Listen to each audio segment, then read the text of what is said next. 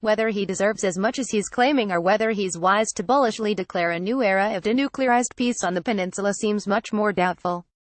Still, the summit between North Korean leader Kim Jong-un and South Korean President Moon Jae-in keeps alive the possibility of a legacy win for Trump that would rank as one of the top presidential achievements since World War II, if he were to preside over the verifiable destruction of the North's nuclear and missile programs, formally end the 1950-53 Korean War and usher in the destruction of the world's last Cold War-era frontier. Trump would claim a feat that has eluded all of his most recent predecessors. The president and other key players in the initiative would also be shoo-ins for the Nobel Peace Prize, and how Trump would love to join his nemesis Barack Obama on the list of honorees. Such plaudits, at best, are years away, and months of treacherous and intricate diplomacy looms if negotiators are to defy grim historical precedent. Every previous diplomatic effort to ease the Korean standoff has foundered on effectively verifying the North's willingness to dismantle its weapons programs, and its propensity to cheat. There is no sign yet that the Trump administration has solved that fundamental problem, despite its repeated vows not to make the same mistakes as its predecessors. But to judge by Trump's reaction, you might think that a final, comprehensive deal with North Korea is already in the bag. Korean War to end. The United States, and all of its great people, should be very proud of what is now taking place in Korea, Trump tweeted on Friday. Despite the uncertain path ahead, Trump took the opportunity to lash out at his predecessors for not solving the North Korea nuclear riddle. The United States has been played beautifully, like a fiddle, because you had a different kind of a leader. We're not going to be played, okay, he said. We're going to hopefully make a deal. If we don't, that's fine. The United States in the past was played like a fiddle, accelerating diplomacy. Trump has not just claimed credit for accelerating diplomacy, he has even said Moon had told him that without his strong stance, this year's Winter Olympics in South Korea would have been total failure. It's a little hard to sell tickets when you think you're going to be nuked, Trump said in March.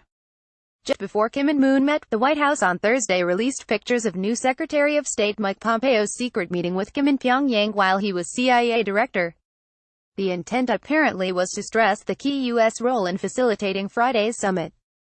Trump is not alone in hailing his approach, which saw him fling alarming rhetoric at Little Rocket Man Kim and boast about the size of his nuclear button, as well as the coining of an intensified strategy of maximum pressure sanctions. Clearly, credit goes to President Trump, South Korean Foreign Minister Kang Kyung-hwa told CNN's Christiane Amanpour in Seoul. He's been determined to come to grips with this from day one. Pompeo said in Brussels that we would not be where we are today without President Trump's maximum pressure campaign. Trump's wrestle with North Korea's nuclear program dates back to his first meeting with President Barack Obama while he was president-elect. His predecessor told him that Pyongyang's march to tip a ballistic missile that could reach the U.S. with a nuclear warhead would be the burning issue of his presidency. Trump's policy strategy since has been surprisingly linear and coherent for an administration that has unfolded in a whirl of chaos. Stringent sanctions. The administration succeeded in enacting the most stringent sanctions regime yet imposed on North Korea, and crucially got more buy-in from China for more pressure on its nominal ally North Korea than ever before. If those sanctions are indeed behind North Korea's decision to come to the table, Trump's effusive praise of China's President Xi Jinping during a state visit last year, for which he was widely criticized, could be validated. Please do not forget the great help that my good friend, President Xi of China, has given to the United States, particularly at the border of North Korea. Without him it would have been a much longer, tougher process, Trump tweeted on Friday. Trump's supporters believe that his fierce rhetoric last year, when he vowed to rain fire and fury on North Korea, may also be responsible for unblocking the diplomatic deadlock that has stretched over several administrations. It's possible that the glimpse into the president's mind did convince China that he may actually be willing to do something unthinkable if it did not get more serious about imposing economic sanctions. His tirades may also have gotten Kim's attention, though the North's status as an effective nuclear power following a flurry of nuclear and missile tests may have more to do with the North Korean leader's U-turn from a position of strength.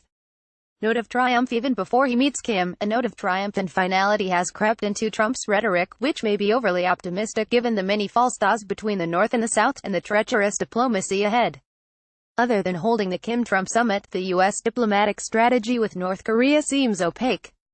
But the peace deal to replace the Korean War amnesty that the president trumpeted would likely come with a set of conditions from the U.S. side, including perhaps the export of the North's nuclear arsenal for destruction overseas, that Kim might find it impossible to accept.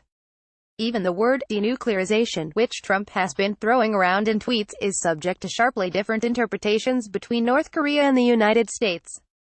Trump's rush to claim credit for the opening also underplays the contribution of other key players.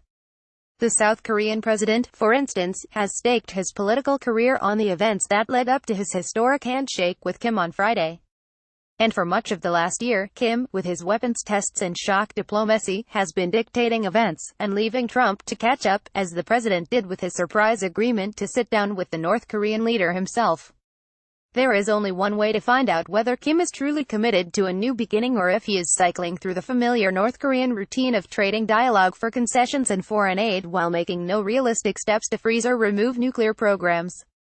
So Kim's intentions must be tested. That is one reason why Trump's summit gambit with Kim is defensible.